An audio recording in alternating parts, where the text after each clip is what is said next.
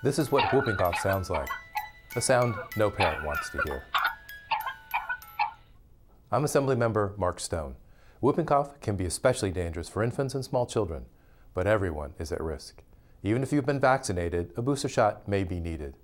Don't ignore the sound. Whooping cough can be deadly. For more information, please contact your doctor or my office.